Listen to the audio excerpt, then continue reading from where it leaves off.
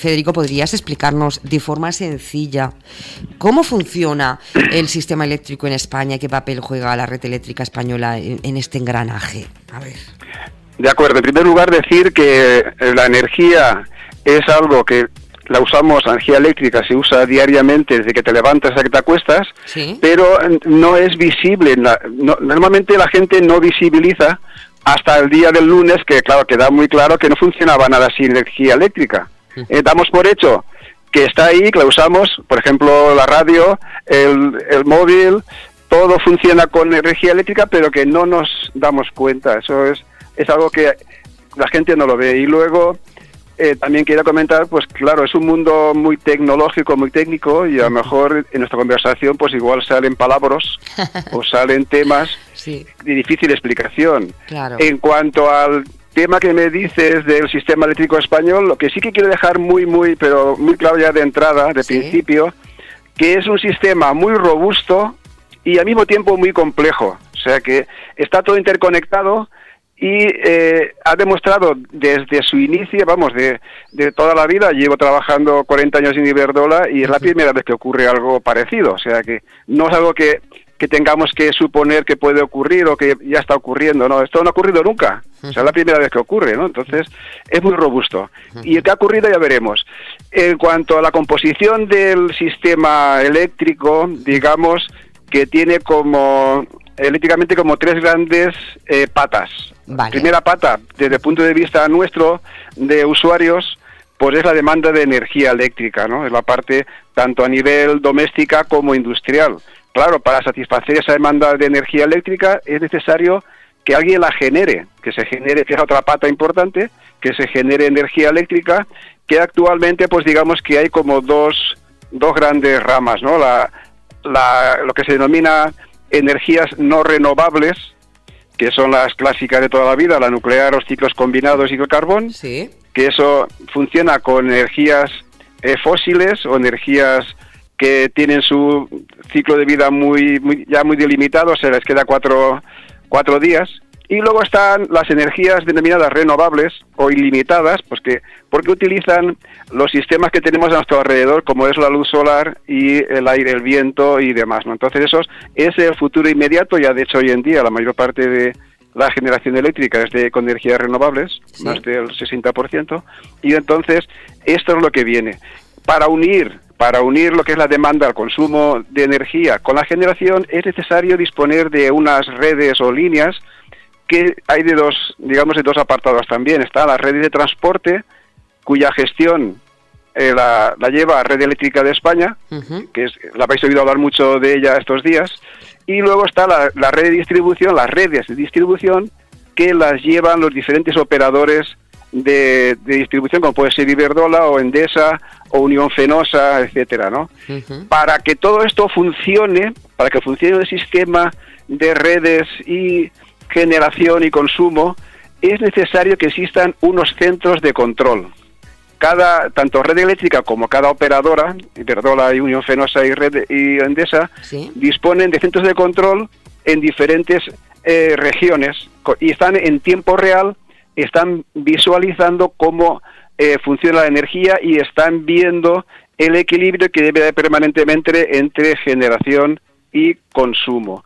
Ya luego, otra cosa que existe, pues son los sistemas de protección que han actuado esta vez. Sistema de protección quiere decir que tanto en generación, las centrales que generan energía, como las redes eléctricas, lo que se llaman las líneas que transportan esa energía eléctrica, están dotados de unos sistemas de protección muy complejos también para protegerse. O sea, hay que protegerse las centrales en primer término para que no se averíen, hay que proteger las líneas para que no se rompan, y entonces esa función la cumplen los sistemas de protección. Y lo que sí que quiero dejar claro es que en el sistema eléctrico, tanto nacional como cualquier sistema eléctrico, tiene que haber un equilibrio permanente entre generación de energía y demanda de energía. No sé, por ejemplo, imaginarnos una balanza de las antiguas, de las que había antes en los comercios, ¿sí?, de aquellas que eran con dos platos. Había un plato que ponía las patatas y en otro ponías las pesas, ¿no? Y ibas diciendo, pues quiero un kilo, y ibas poniendo tantas patatas como pesaba el kilo, hasta que si volaban las dos balanzas, entonces decía, ya está, esto es un kilo, ¿no? Sí. Claro, pues así funciona la generación y la demanda. ¿Qué quiere decir? que si pongo más patatas en un plato, que sería la generación, pues se va a desequilibrar. Totalmente. Entonces, no se puede desequilibrar jamás. Tiene que estar siempre permanentemente en equilibrio. Cuando digo permanentemente y exactamente, es exactamente, no casi o parecido, sino exactamente. Pero Federico, ¿cómo se puede controlar eso? Porque si los sistemas de protección. Sí. Claro, tú generas una energía, pero los que gastamos la energía, eso no sabemos compensarlo, ¿no?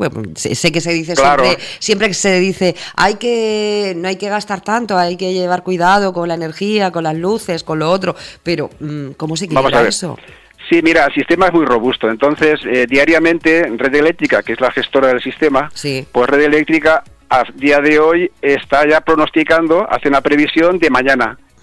Ya sabe lo que mañana en cualquier horario, en cualquier hora va a haber de consumo, y entonces según esa previsión ya está contratando con las diferentes operadoras de generación que les vendan esa energía. Y ya tienen por una parte tienes la energía prevista y tienes la energía contratada, luego estará la energía real el día de mañana, pero está previsto ya que mañana de 9 a 10 va a haber tanto consumo. ¿Por qué? Porque tenemos ya mucho histórico, ya se sabe ya de la semana pasada, del día pasado, si va a haber sol, hay muchos parámetros que están conocidos y entonces hay una previsión. Entonces tienes por una parte, de hoy para mañana tienes un mercado de compraventa de energía que está previsto, y luego en el día de hoy, por ejemplo, también hay un intradiario, que quiere decir que si hay alguna casuística, pues también compra y vende energía hoy en día. Compra y vende me refiero, pues compra energía, puedes bombear energía, que es consumo, ¿no? En función de cómo esté, tú puedes meter en el sistema más centrales de generación o puedes meter más consumo.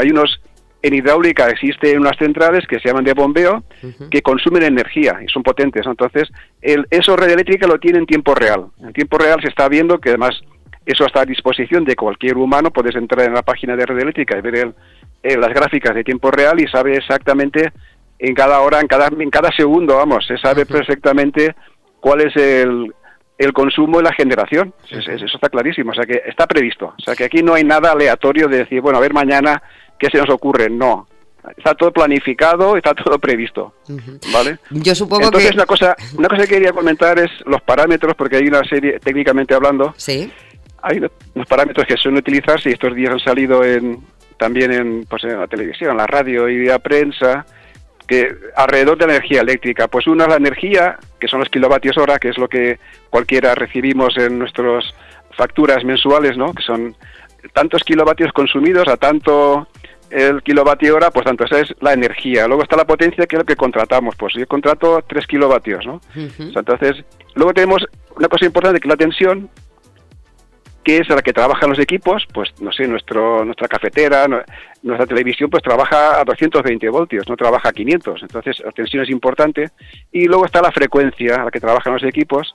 Y entonces los dos parámetros que digamos que el sistema está viendo permanentemente son la tensión y la frecuencia. Les digo porque esos son los dos que se pueden descalabrar de alguna manera, se pueden desbarajustar, porque existen unos parámetros muy definidos de más menos % que puede variar la tensión o la frecuencia del sistema. Y esos parámetros son aquellos que los sistemas de protección que tienen la red en las líneas o las centrales lo están viendo en tiempo real. Si sube o baja la frecuencia, por ejemplo, en España es 50 hercios, pero en América es 60, ¿no? Claro. Pero aquí, si sube un poquito, baja un poquito me refiero a milésimas de los 50 hercios, pues habrá líneas que se abran, que se abran porque ven peligro y se protegen, ¿no? Entonces, y la tensión igual, si la tensión sube o baja mucho de un valor, porque es el que limita la ley, pues también se tiene que abrir, porque si no puedes averiar pues motores de industrias o puedes averiar tu electrodoméstico, que a veces ocurre, a veces hay sobretensiones, que la consecuencia es que tu electrodoméstico se ha muerto, ¿no? Se ha muerto tu motor de refrigeración. Entonces, esos dos parámetros se controlan en tiempo real por las protecciones y son los dos que, digamos, te avisan cómo, pues, aislándote. Si ves que la tensión sube o baja o la frecuencia sube o baja, el circuito se sale del sistema y se protege al circuito, ¿no? Se protege a sí mismo. Claro. Y Entonces esto hay que tener claro esos dos parámetros que a lo mejor saldrán durante la conversación y van a salir alguno de los dos. Uh-huh. Vamos a centrarnos en el lunes, ¿vale? Porque el lunes. Sí, después de todo lo que has explicado, a las 12:30 se detuvieron semáforos, industrias, oficinas, hogares, vamos, todo. Y sí. ¿Qué es lo que ocurrió exactamente? Un escándalo. Sí, claro, es que nos pilló a todos. Sí. Que no podemos entender si realmente todo funciona así como casi un engranaje casi perfecto, ¿vale? Vamos a dejarlo en casi, ¿vale? ¿Qué ocurrió para que pasara esto? Bueno, pues lo que ocurrió fue lo que en el argot nuestro, en el sector, denominamos una caída por completo del sistema eléctrico nacional. Se cayó de golpe lo que se llama vulgarmente un cero. Nosotros llamamos un cero porque hay 0 voltios. Uh-huh. Al pasar a 0 voltios decimos simplemente el argot, ha habido un cero, que a veces ese cero es a nivel local, pero ayer fue a nivel nacional, que eso es lo que no ha ocurrido nunca. Sí ha ocurrido a veces, pues que una zona se ha ido a cero. O, por ejemplo, si una línea se estropea, pues igual se quedan algunos usuarios de un núcleo urbano o rural, se quedan sin tensión. Eso suele ocurrir por averías, ¿no? O por ejemplo en tormentas. En caso de tormentas también suele haber desconexiones que provocan ceros localizados porque el sistema se protege lo que es la red, ¿no? Lo de ayer fue fue un incidente mucho más grave, el más grave que, como te decía antes, que yo conozco, no he conocido jamás un incidente tan grave como el de ayer, en 45 años que llevo en el mundo profesional del sistema eléctrico, ¿no? Uh-huh. Y entonces yo creo que lo que ocurrió ayer, porque a fecha de hoy todavía no se sabe, se tardará tiempo, digo yo porque... ¿Por qué se tardará tiempo? Porque hablando contigo me decías que existe algo que puede arrojar algo de información, ¿no?, sobre este asunto. Sí, claro, los sistemas de protección son ordenadores, son ordenadores muy avanzados. Tenemos el sistema de protección que se usa en España, son lo más moderno que existe, se está continuamente actualizando, o sea que cualquier operadora está actualizando sistemas a lo más actual que hay, ¿sabes? Porque es una funcionalidad. ¿Qué ocurre? Que esos ordenadores, además de tener unas configuraciones para aislarse, para salirse del sistema, también lo registra todo. Tiene unos registros que se llaman osciloperturbógrafos, que cuando hay una perturbación, que es lo que yo fue ayer en nuestro argot, es una perturbación, hay una incidencia, entonces ese sistema guarda datos anteriores a las 12:30, por ejemplo, de ayer, pues guarda unos segundos antes cómo estaba el sistema, y luego te registra a nivel de millonésimas de segundo, te registra todo lo que ha ocurrido a partir de entonces. Entonces, claro, ahora tienen que conjugarse por las diferentes subestaciones que existen y ver entonces ahí cuál ha sido la primera que ha empezado. ¿Me entiendes? Ahora tienen que ver y analizar pues todo el sistema. Tienes que analizar las operadoras, detectar por dónde les vino el problema, y red eléctrica por dónde vino el problema, como viendo estos oscilos. Vienen estos oscilos, pero claro que eso hay que estudiarlo e interconectarse todos entre ellos. Eso lleva tiempo. Eso no se puede hacer de ayer para hoy, es imposible. Sí, se dijo pues que se han desconectado como 2 grupos de generación y demás, pero claro, cuando se desconecta algo, cuando se desconecta un grupo de generación o se desconecta un grupo de consumo, ¿qué ocurre? Pues que la red tiene sistemas muy complejos para aislar esa zona y no transmitir el problema a otras zonas. Entonces, para mí, lo extraño de ayer, del lunes quiero decir, lo extraño del lunes es que hubiese una desconexión de generación de energía eléctrica y no se aislase esa zona. Porque lo normal es que las líneas ven ese problema, ven esa caída de frecuencia en ese momento, porque claro, se ha desbalanceado la báscula que decíamos antes, se ha desbalanceado, y entonces eso se refleja en una bajada de la frecuencia, se arruga, el sistema se arruga, y los sistemas de protección tienen que abrir y aislar, que es lo que normalmente han hecho durante 45 años, ¿me entiendes? Yeah. Han hecho siempre lo mismo, porque han ocurrido siempre están ocurriendo problemas locales, y el sistema aísla el problema local, no transmite ese problema más allá de, o sea que eso es como funciona normalmente el sistema eléctrico, y ayer no ocurrió. Eso es lo que tenemos que averiguar, por qué ayer no se aislaron esas 2 zonas en las cuales la generación se salió del sistema. Ese es para mí el problema. Si saliese, será por protecciones. Habrían visto las protecciones de esas centrales de generación habrán visto problemas de, como te digo, de tensión o frecuencia, y se han salido para protegerse ellas mismas. Pero no deben de transmitir el problema más allá de su zona, que ese para mí es lo que tienen que explicar, porque se ha ido... Claro, lo que ocurre es tener en cuenta una cosa, que la energía eléctrica funciona, la energía eléctrica funciona a velocidad de la luz. ¿Qué quiere decir? Que lo que ha ocurrido en Extremadura, pues también ha ocurrido aquí en Murcia. Automáticamente, en el mismo milisegundo, aquí se ha visto, ¿comprendes? Sí. Porque se transmite así, se transmite a velocidad de la luz, lo ve todo. Ayer eso lo vería toda España vieron el lunes, quiere decir, vieron el problema que había localizado, creo que fue en Extremadura, lo ven todos. Pues es que las protecciones pues empiezan desde el principio, ¿no? Empiezan a abrir, ¿sabes? Oye, y una cosa, ¿y por qué afectó a Portugal, afectó a Francia, ¿dónde pudo estar el punto del que salió esto? ¿Vale? Bueno, en un principio decía Portugal que eran inclemencias meteorológicas que habían hecho, no sé, todo un poco... No, pasa una cosa, mira, aunque Portugal y España sean diferentes, sean naciones diferentes, están totalmente interconectadas eléctricamente. De hecho, la red es peninsular, la red eléctrica gobierna incluso Portugal. Estamos muy interconectados, a diferencia de Francia, que Francia, por ser, chauvinistas, por ser muy raros, no quieren que tengamos interconexión con ellos, no les da la real gana. Entonces somos como una isla, a nivel de eléctrico, lo que es la península ibérica, España y Portugal, estamos aislados, casi aislados del resto del continente, porque solamente existen dos líneas. Hay dos líneas nada más que interconectan lo que es España con Francia, una está por la zona de Bilbao y otra por la zona de Gerona. Solamente hay dos líneas que cruzan los Pirineos, porque Francia no quiere más, quiere más líneas, y de hecho se está atendiendo que entrarán servicios y va todo bien sobre el año 28, a nivel por Vizcaya, a nivel del mar, unos cables marinos para unir por ahí por el mar. Ya que no quieren por la montaña, pues vamos a unirnos por el mar, porque necesitamos interconectarnos, porque ahora mismo con esas dos líneas de interconexión con Francia, pues digamos que se intercambia muy poquita energía, que generalmente la energía, pues como te digo que el sistema está siempre en equilibrio, normalmente les vendemos energía a Francia, generalmente. ¿Por qué les vendemos energía? Porque es más barata la nuestra que la suya. Entonces, pues esas dos líneas, normalmente la energía se va hacia Francia. Y ayer tiene que haber sido al revés, tiene que haber sido venir para acá. Lo que pasa es que, claro, Francia, como te decía antes, que el problema se ve a nivel de la velocidad de la luz, Francia vio el problema porque hubo problemas también por Perpiñán y por ahí, y entonces abrió su sistema. Esas líneas que unían Francia con España se abrieron y quedamos aislados completamente. O sea, remataron la faena. Al abrir esas líneas nos remataron la faena y luego posteriormente por ahí empezó el restablecimiento. Empezaron a restablecerse las cosas por esas líneas mismas. Primero se restableció el norte.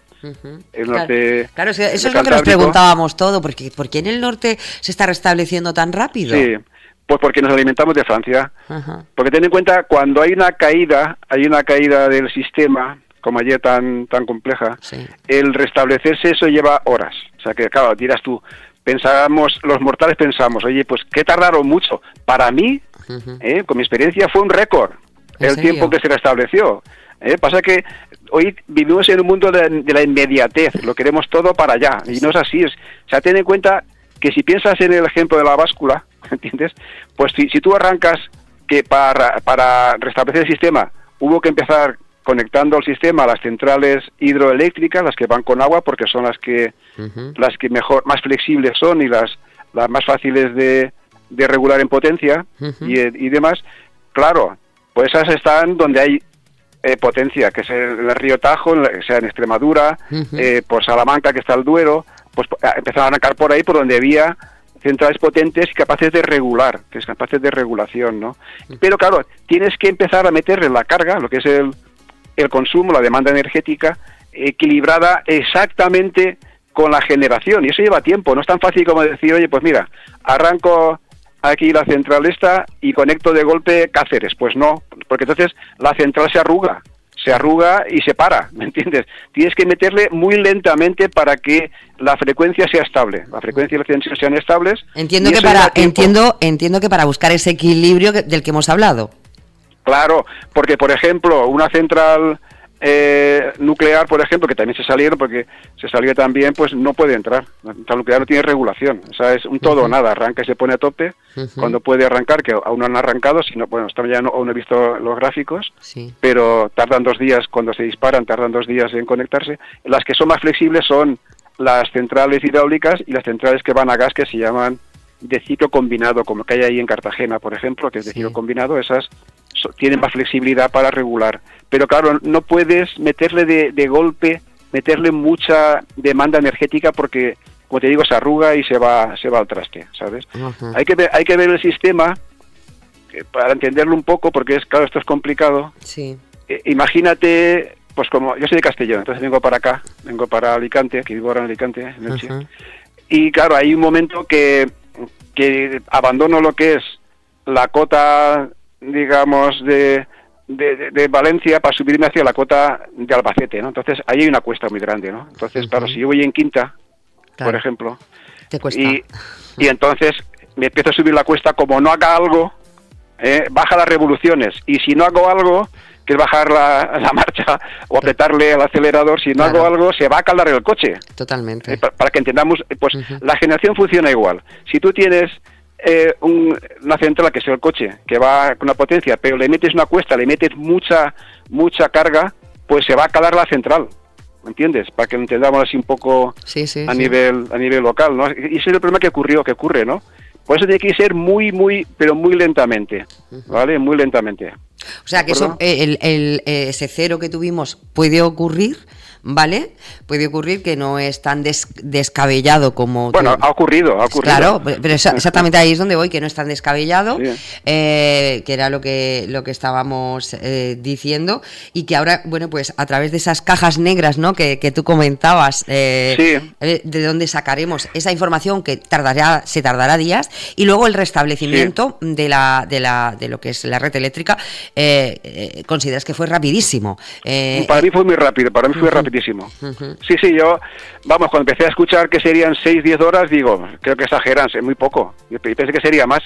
Bueno, de hecho, se le estableció 100% sobre el martes por la mañana, ¿no? O sea que cuando me acosté había como el 60-70 y tardó más, porque es que debe ser muy lento para que no vuelva a caer el sistema, ¿comprendes? El sistema tiene sus medios de protegerse, entonces tienes que ir metiéndole generación, metiéndole demanda, para que esté siempre, como te digo, exactamente equilibrado. Tiene que ser exacto. Ese es el problema de la red eléctrica, que tiene que ser exacto. La balanza tiene que estar exactamente equilibrada. ¿De acuerdo? Y a fecha de hoy miércoles, no se conoce, y tardarán. Se puede decir barbaridades, pero que no. Y tardaremos unos días, si no semanas, en conocer con exactitud. Pero una cosa pues sería buscar responsables, o lo que se llama vulgarmente culpables. Pero para mí los culpables son los que dicta un juez. Yo llamo responsables, ¿no? Buscar los responsables del suceso. Y otra cosa es buscar las causas, que es diferente. Claro, concepto, ¿no? Claro. Eso es lo importante. Es lo importante. Entonces, yo creo que no debemos de irnos a buscar, que ya llegarán los responsables, van a llegar sí o sí, porque eso se va a descubrir, porque los sistemas no se casan con nadie, las cajas negras que dices tú no se casan con nadie, y lo van a decir claramente cuál ha sido el origen y qué es lo que ha pasado, todo el proceso. Se va a decir, habrá un informe completo de qué ha pasado en tal segundo, luego en tal segundo, en tal milisegundo, cómo ha ido ocurriendo todo, se va a saber con plena exactitud.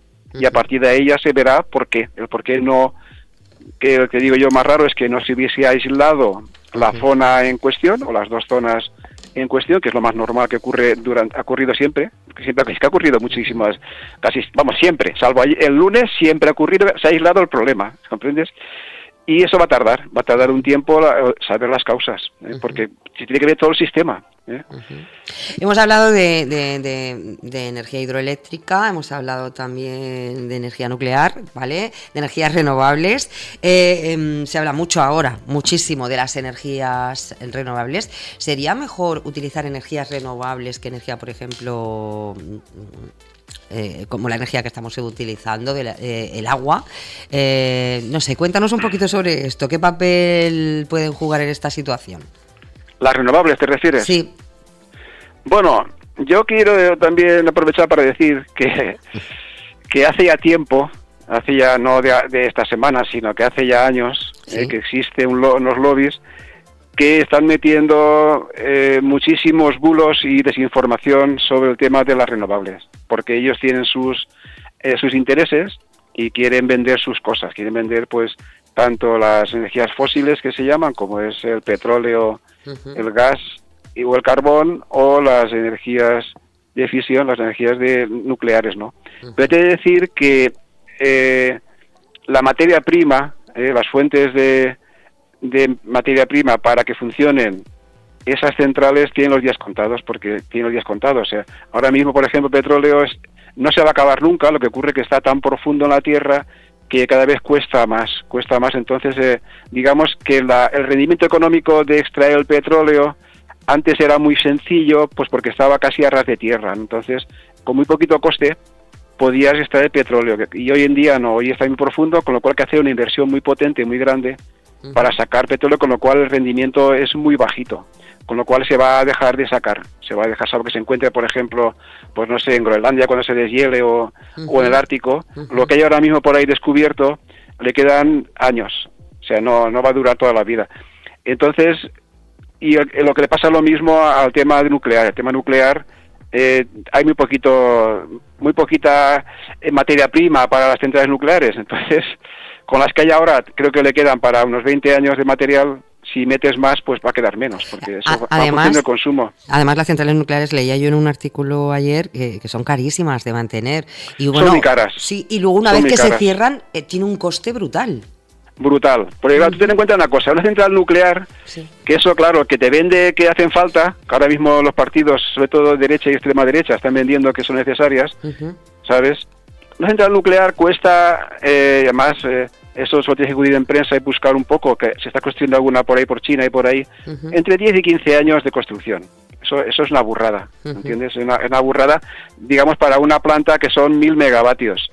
Lo mismo en la central fotovoltaica hablamos de meses, ¿vale? Sí. Luego está el coste. El coste es 1000 millonario. O sea, construir una central nuclear está del orden de 8 o 10 mil millones de euros. Lo que cuesta construirla, cuesta muchísimo, y luego está el mantenerla, porque se requiere muchísima personal de mantenimiento para mantenerla, mientras que, por ejemplo, una central fotovoltaica apenas requiere mantenimiento posteriormente. O sea, son conceptos económicos, ¿no? Posteriormente a su puesta en servicio, prácticamente lo que requiere es que limpies los cristales, que limpies el cristal que protege la fotocélula, y poquito más, y hacer alguna prueba a los sistemas de protección, y ya está. Pero lo otro requiere, por una parte, pues eso, mucho en la explotación diaria, en la operación diaria de la central, muchísima gente, muchísimos medios auxiliares, muchísima energía a consumir para mantener todo aquello en orden, y luego, una vez, después de pasar, que están construidas, se diseñan por unos 40 años, pues claro, luego está el desmontaje, que el desmontaje son otros 10-15 años, lo que tú harás de desmontar, pero luego está el almacenar todos los residuos radiactivos que se han generado ahí, que ahí hablamos ya de miles de años, porque la reactividad dura miles de años y alguien tiene que pagar todo eso. No sabrás quién lo va a pagar, ¿verdad? Pues nosotros. Entonces los humanos, el resto, o sea, uno se gana el dinero y luego otros pagamos todos los desperfectos. Entonces, ahora mismo hay una pelea que saldrá estos días va a renacer la pelea esa sobre mantener las centrales nucleares que están ahora mismo en operación, que son 7, ahora mismo 7 centrales nucleares, y entonces ya están acabando de su ciclo de vida, porque no se han montado más. Pero ¿tú sabes por qué no se han montado más? Es libre, cualquier empresa eléctrica es libre de montar una nuclear si quiere, o sea que no tiene ningún problema hoy en día de montarla, pero no la monta porque es muy cara. Claro. Si no lo hubiese montado ya. Y ahora están hablándose, por partidos de derecha y extrema derecha, están hablando de prolongarle la vida. Claro, prolongarle la vida significa realizar unos trabajos de adecuación, sobre todo de los reactores, para que duren más años, porque se están cascarillando. O sea, los reactores, por la reactividad que tienen, se están descomponiendo porque no duran más. Están pensados con un ciclo de vida. Entonces, el problema es quién paga esas obras para prolongar la vida a lo mejor 10 años más. ¿Quién lo paga eso? Pues, ¿quién crees que quiere que lo paguen ellos? ¿Nosotros? Ese es el problema, porque si no, que lo paguen las eléctricas, pero las eléctricas no van a pagarlo, no quieren pagarlo, si no ya lo hubiesen hecho. Pueden hacerlo, lo pueden, pero no quieren que lo paguemos nosotros, y luego ellos los explotan 10 años más y ellos se llevan el dinero. ¿Cómo se podrían sustituir esas 7 centrales nucleares? Ya se está haciendo ahora mismo. Ten en cuenta, si entrásemos, que esto claro, como es radio no se puede ver, si entrásemos en las gráficas diarias de demanda y consumo real que tiene Red Eléctrica, ahí se ve, ¿no? Entonces, pues por ejemplo el lunes, creo que el 80% de lo que era la generación era de renovables, porque claro, en ese momento, según esta gráfica, solamente había 3.000 megavatios. Había 3.000 megavatios de nuclear en ese momento y se consumían casi 30.000. Entonces, claro, era como un 10% del total. O sea, que digamos que las nucleares que consumen da muy poco. Y luego están los ciclos combinados, que son de gas, que solo arrancan cuando son necesarios. Si no se paran, porque cuesta mucho dinero de generar. Entonces, el 80%, digamos, y el año pasado, quiero recordar que el 52% de la generación fue de origen renovable. O sea, que es una montonera, ¿sabes? Eso es, lo que son las térmicas de carbón, pues creo que queda una que no produce, son 100 megavatios, o sea, le quedan también 4 días, porque además consume, es que genera mucha contaminación, ¿entiendes? Es el problema de la descarbonización, que estamos inversos en Europa a nivel europeo, pues hay una gran potenciación de la descarbonización y no podemos volver otra vez a quemar combustibles fósiles. Eso hay que tenerlo claro. O sea que el futuro es renovable sí o sí. No tenemos alternativa. Tenemos que depender del agua, donde tengamos ríos, depender del sol, que tenemos en todas partes, y luego del aire. Y luego adecuar la red, que lo que va a venir, que ahí en Sagunto se va a montar una fábrica de baterías, pues hacer baterías, que es el sistema que sirve pues para, en caso de fallos, pues seguir alimentando. Va a haber fábricas de baterías, y va a haber potentes baterías en toda la red, y España se va a convertir en una exportadora, va a ser como Oriente Medio, pero de exportar energía. Por aquí va a haber muchas plantas fotovoltaicas y eólicas, y venderemos energía a Europa, que es lo que no quiere Francia, porque claro, Francia solo confía en las nucleares. Él tiene 52 reactores nucleares y confía en ello. Sí. Pero solamente Francia, ¿sabes? Porque después de Fukushima, no sé si nos acordamos de Fukushima, lo que pasó allí, que se fundieron allí los núcleos aquellos. Alemania empezó por decir que cerraba las nucleares, y solo Francia ha mantenido las nucleares. Los demás se han ido a renovables. Todo el mundo se va en Europa hacia energías renovables, no se van hacia energías fósiles, ¿vale? Oye, ¿crees que esto que pasó, este apagón, era previsible? ¿Puede volver a ocurrir? Bueno, previsible no era. O sea, no era porque, como te digo, ha pasado la primera vez. O sea, previsible es cuando algo ocurre más de una vez. Entonces, la probabilidad, que hablamos en términos de estadística, la probabilidad era ínfima, o sea, ni cero, porque no ha ocurrido nunca.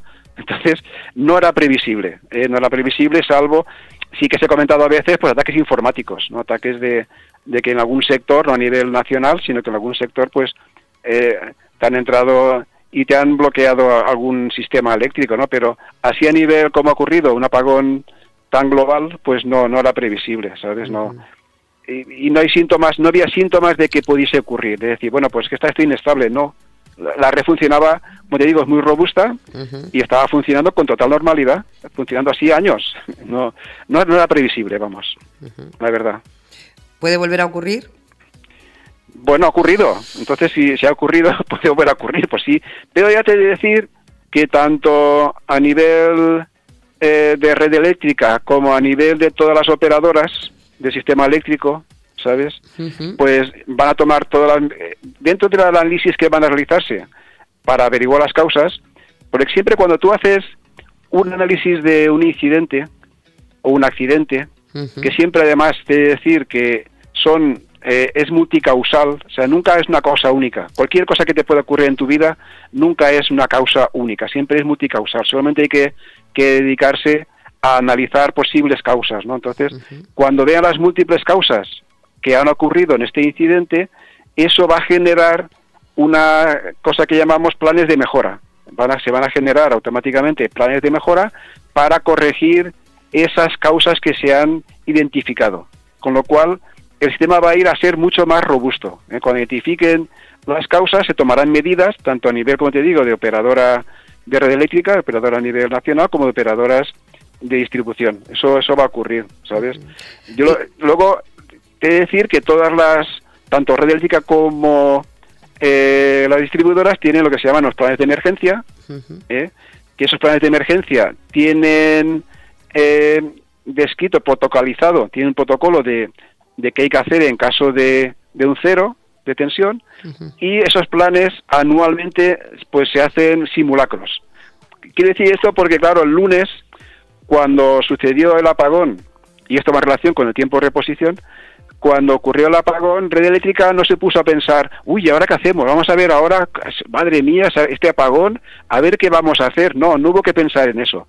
Simplemente se fueron a su documento de plan de emergencia y ese documento seguirlo. Es como cuando, no sé, tú ves en la película que dentro de un avión el piloto y el copiloto empiezan a marcarse. Sí, siguen un protocolo, digamos. Hay un protocolo y lo siguen a rajatabla. O sea, que no hay que pensar en nada. Tanto lo que era Red Eléctrica como las operadoras ya sabían perfectamente qué tienen que hacer. ¿Por qué? Porque lo tienen anualmente, tienen ensayado y corregido, tienen al día, tienen el plan de emergencia al día y saben lo que tienen que hacer. O sea, no hay que pensar, simplemente hay que hacerlo. ¿Comprendes? Sí. Entonces, eso, y pues aún así yo creo que, insisto, que para mí fue un récord. Fue un récord y se comentará. Cuando hagan el informe, seguro que una de las cosas positivas va a ser el tiempo de reposición de la red. Eso va a ser, vamos, un potencial. Decías que hay que tomar a lo mejor medidas, ¿no? Una vez que se sepa todo. ¿Qué medidas crees necesarias para fortalecerlo?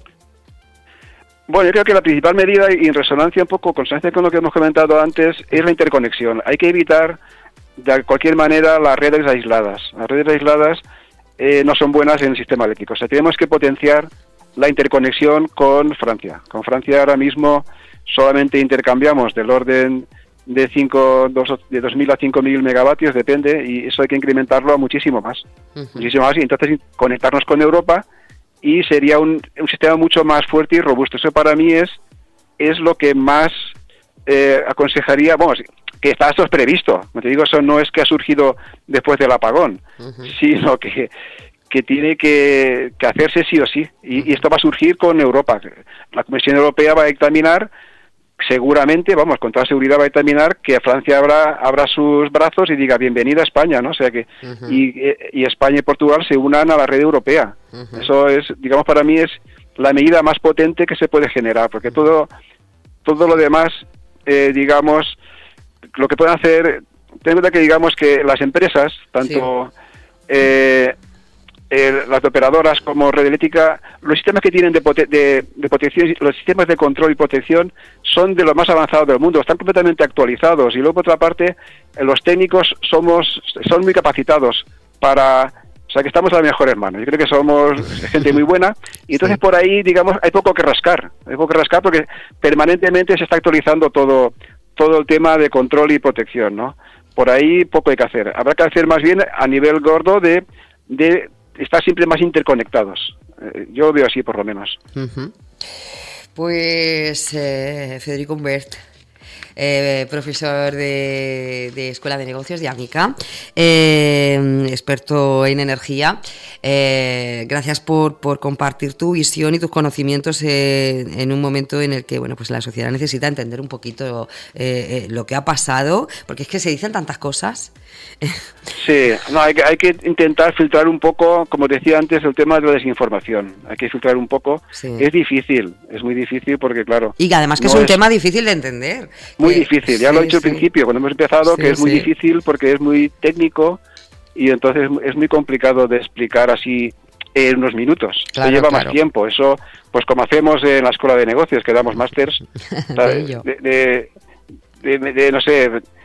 de economía circular, en fin, damos máster, y entonces ahí se explica con detenimiento, pues todo lo que estamos hablando ahora, pues por ejemplo, el máster de economía circular se explica durante 3 jornadas, explicamos todo este mundo para que los alumnos pues tengan claro lo que es el mundo de la energía y cómo tienen que gestionar la energía, porque la energía está en todas partes, está en todos los sectores industriales, está en nuestra vida diaria, está en todos los sitios, y hay que saberla gestionar.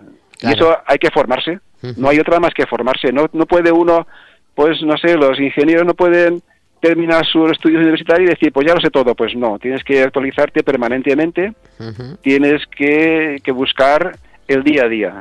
Por ejemplo, el tema que hablamos de la economía circular, pues es algo que Europa está potenciando y está implantándose, pasa que se está implantando de manera un poco oscura, pero ¿qué es lo que se va a implantar? Que es las famosas 3 Rs, de recuperar y todo esto, los residuos, el cambio climático, el medio ambiente, pues todo eso lo que tenemos que tener claro y qué tenemos que hacer, ¿no?